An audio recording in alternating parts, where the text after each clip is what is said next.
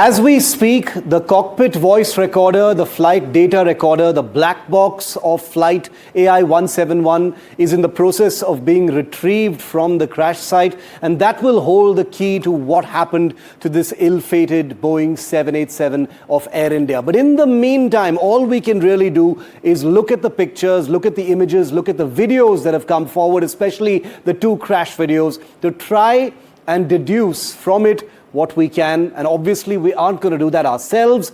We will do that with experts. Joining us this evening on NDTV, over 24 hours after Flight 171 went down, I have with me Dr. Sumeet Suseelan, also known as Aviation Guru, someone who has written books and authored many articles as far as flight safety and accident investigations are concerned. Dr. Sumeet, welcome to NDTV. I want to start by drawing your attention to these two videos. Dr. Sumeet, you have seen these videos. Yes, they have been hugely shared since yesterday, shocking people across the world because they are looking at an actual crash taking place. But for an expert, what do these images tell you? Many people have said many things, that you can see the flaps, you can see the, something to do with the engines, the landing gear.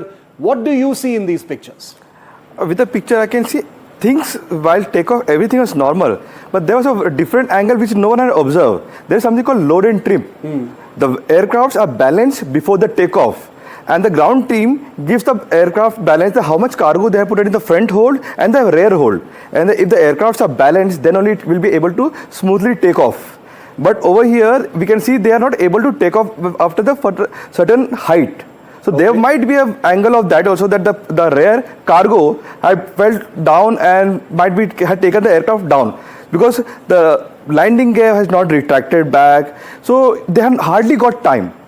But it seems to be that the pilot is pulling back on the stick, and pointing the nose up. How do you explain that? I was listening to the person who got survived from 11 Alpha. So according to him also, that he was listening to the thrust, they were trying hard for that thing. So it is the possibility, because these are the GE engines, which is one of the best engines worldwide. We are known for this thing. Thousands of aircraft run on these engines. Definitely. And normally we always have, if any engine failure also, rarely, so it will, one engine can go down. But both the engine going down simultaneously is something like unimaginable for us. Many things have been said, Dr. Sumeet, about the flaps. Yes. Now, I'll go to some of those still images. We've zoomed in on some of these images. This is just before the aircraft actually rotated and took off. Then we've got another image after it has taken off, just a few seconds before it impacts. These are, very low resolution CCTV images. Many people have said flaps are retracted, they should be extended during takeoff. But there are others who say in these pictures you cannot confirm whether this is the case or not. Yes, we definitely can't, because the procedure was correctly done by the captain. So there was no error we can find it from here, because we know the captains are the most experienced captain, because I have personally flown with Captain Sumit, because I was a part of Air India. So I know how much experience they have. So there is a checks which they follow, the first officer and the captain throughout, because there is something called sterile cockpit time, where after the takeoff until they reach the cruise level, so no one disturb each other. So I think everything was followed exactly how that to be followed. And if there was something wrong, the cockpit would have warned them also. There would have been some kind of warning as well. Now, yes, that's true. Let's play out that video once again, because there are two crash videos. This is the second one, which is the complete crash sequence as captured by CCTV camera. From this point until the actual impact, Dr. Sumeet, is 32 seconds. Yes. 32 seconds is half a minute.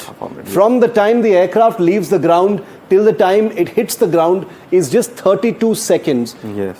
Did the pilots, probably somewhere around this point when the aircraft stops climbing and starts to fall is when the mayday call may have been issued to the air traffic control.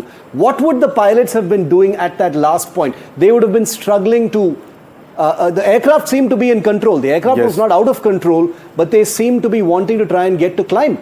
Definitely, because when I see that the aircraft was trying to climb, it was climbing up, and suddenly from a certain point, then it started coming down. It was some failure happened immediately when they had called the mayday. And immediately, I think within 2 seconds, the ATC responded. Until the time, there was no response from their side.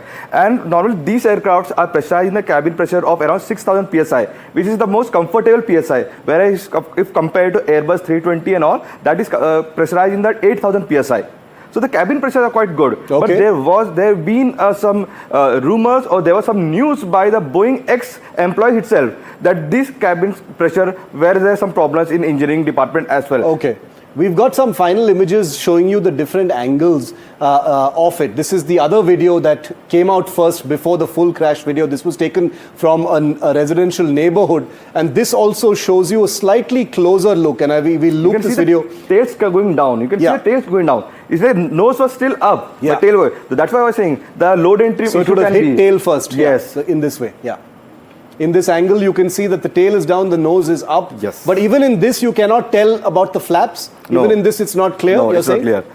But I can say because mostly this is a case of where the balancing, they are not able to balance it also. The tail was going down. If the nose is up and still the tail is going down, it means there might be a problem in the load and trim sheet. We have to take out the load and trim sheet, which can be with the ground engineering department. Normally they do the engineering where they balance it, they take it the signature of the captain before the takeoff.